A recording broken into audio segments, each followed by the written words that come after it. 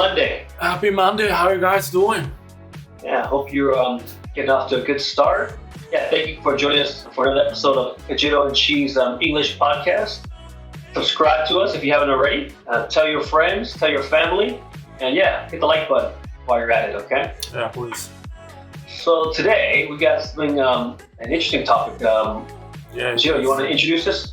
Yeah, so we're going to talk about airless basketball. You know what it is? Can you repeat that? Airless basketball. Dude, that's an oxymoron, dude. That's like saying, like, yeah. When I saw this, I was aghast, you know what I mean? But Like, this is crazy. Did you watch the video? Yeah, I saw that. Okay, what do you think? I don't know. I mean, I'm skeptical, you know what I mean? Like, Skeptical about what? that whether this ball actually possesses like the, you know, all the attributes of a normal ball filled with air, you know what I mean? Right. Well, why don't you tell the audience a little more about like what this is actually, huh? So the company Wilson, you can say like, you know, they reinvented the basketball, right? It wasn't Spalding? I thought it was Spalding, no? No, Wilson, yeah. Okay. Do you know how much it cost? For this ball, I think it was up in the thousands, right? What's crazy is that it costs like, you know, $2,500. So Yeah. it'll be like 370,000 Japanese yen. Yeah. About 37만 yen. But that's crazy, right? Just for the ball. Yeah. So I mean, you know, the big question is, you know, who is the you know, like a target customer for this? I mean, Well, is this a limited edition ball? That's what I'm thinking. If it's okay, it says here. It says Wilson said that the airless basketball is limited to 75 units for the Generation 1, Gen 1. Huh? So Gen 1. I imagine this is not a is a PR, I think, campaign. I think, huh? Like, I don't think this was meant for the masses. I mean, but this 3D, you know, printed, you know, basketball is now available for purchase. So but you know, they only made a few hundred.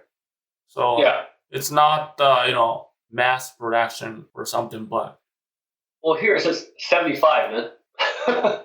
So I'm wondering, like, it's probably a collector's item, not collector's item, but like something that someone might buy to put in their house. It's just to show, you know what I mean? yeah. Like an art piece. I guess, you know, target, you know, customers are, you know, like you know, fans, you know, like Yeah. collectors and, you know, tech probably enthusiasts.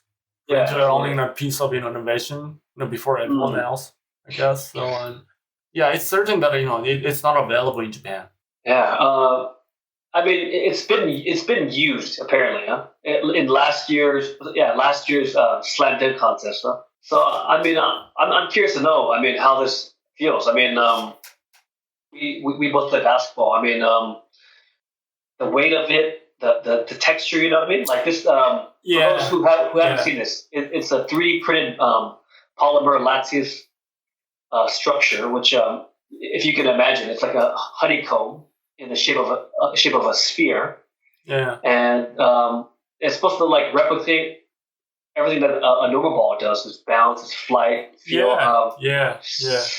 But I don't know, man. I mean, Well, as far as I see, you know, it kind of, you know, perfectly like replicates the bounce and you know, the feel of, you know, our traditional basketball. And then, you know, I mean, my question: if the, you know, the texture of catching and, you know, dribbling and then the grip feeling of the, you know, this kind of ball, it would be, you know, I think it would be an incredible invention. yeah. I mean, they're reinventing the wheel. You know what I mean? With this. Yeah, exactly. I mean, like this is huge. I mean, this can cause ripples in the sporting industry. You know what I mean? Like, who knows where this takes us? Huh? I mean, basketball, football. I mean, all the other you know, ball sports. Yeah. So who knows? Huh? Yeah, I think that the you know, the biggest concept of producing this type of, you know, 3D, you know, printed basketball is about probably challenging the, you know, way things are made, right? So like you said, it's you know, made in like, you know, 8 panels like that, and it simply doesn't, you know, need any inflation, right? Mm-hmm. Yeah, I think they could potentially like eliminate, like the biggest pain point in all of the ball in manufacturing, like air retention, which is the biggest topic about this, right? If this 3D printed basketball solves like that kind of issue, then it's gonna be a huge thing, in the industry, and then pushing against it more and showing interest in 3D, airless balls. I mean, that's huge, I think. Yeah, I mean, I think once the price drops a bit for this after more generations, and it's more widely used in the playground, and it gets accepted. I think if I was like a small league, like that 3-on-3, the big three, which I think Ice Cube puts out. Like if you team up with Wilson or someone like that, like to use the ball, I mean, it'd be good PR, and I mean, it would definitely raise the views in for those games. You know what I mean? Right. But yeah, I mean, there's plenty of room, I think, for them to grow. Huh? I mean, yeah, definitely. It would say. I mean, how many times have you played? Back in the day, and like the ball was flat, you know what I mean? And you're like, oh shit, man, we gotta go find a ball and needle, you know what I mean? Yeah, Those days are gone. I mean, like I remember countless times where we played with the flat ball, you know what I mean? Yeah. And yeah, I mean, eventually, like increased interest could push the technology more, widespread, in all over the world, and then help reduce the cost of production and materials. Yeah. Then this technology could apply to, I mean, any like a sports industry, like not only in basketball, but also soccer and tennis and whatever the sports are. I mean, I mean, I think you're gonna pit like the traditionalists against like the innovators. You know what I mean? But people are progressives who are about like innovation and pushing the game to the limit. I mean, from that point of view, I mean, I don't know. Can you imagine playing with something like this in the NBA? I mean, I think at this point, obviously, there hasn't been enough familiarity with the product, right? Maybe once people are over that whole like wow factor and like they've seen it enough, they're like, oh, okay, I wouldn't mind, but it's just a matter of time, I guess, huh? Right. I mean, I haven't, just seen it and touched the ball, physically in person. So, I'm not sure, what it feels like. But I mean, because I'm used to just a traditional regular basketball. Yeah. And I mean, if it feels like it's exactly the same, it's gonna be a huge, invention, I guess, and also if they make it happen to just reduce production cost and then make it available for everyone like us. Yeah, I would definitely want to try it and then see how it goes.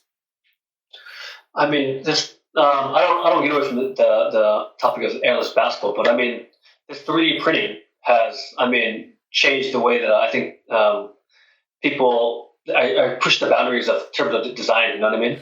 I mean, everything, right? Like a housing and almost everything, literally.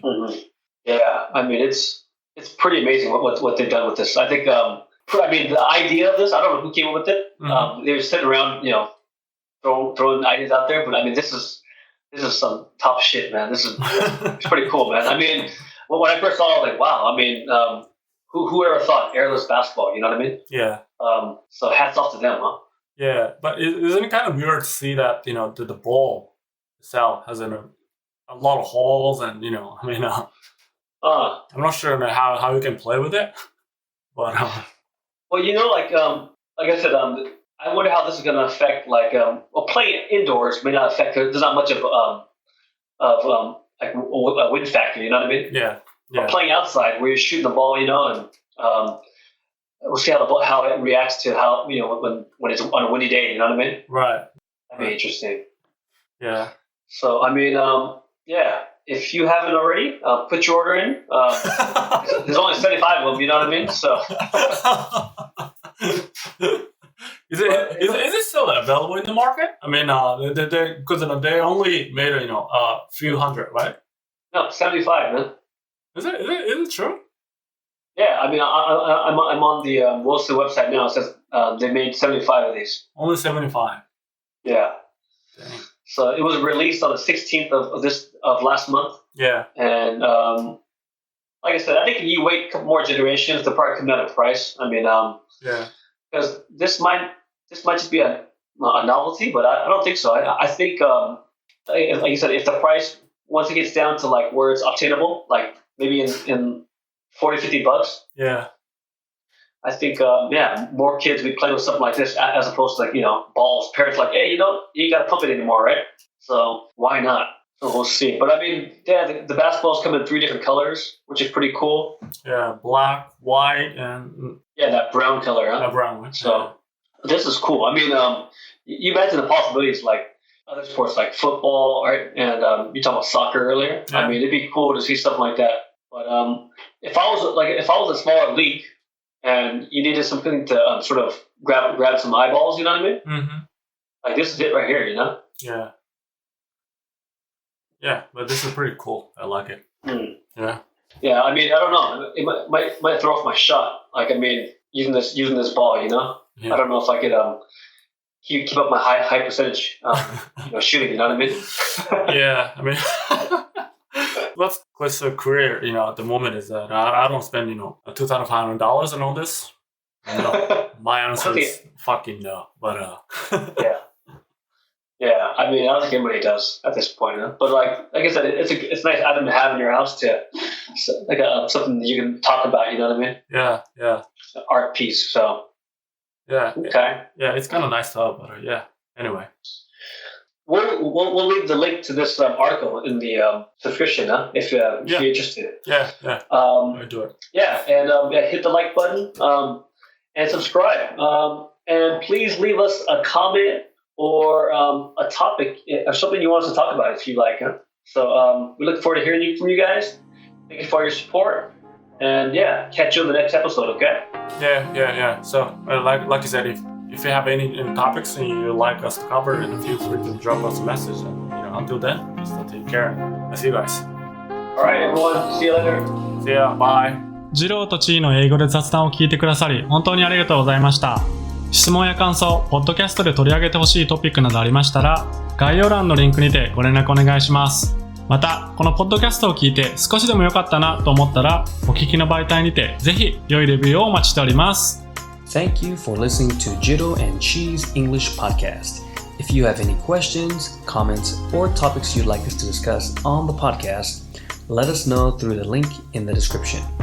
And if you enjoyed our podcast, leave us a positive review on the platform where you listen to it.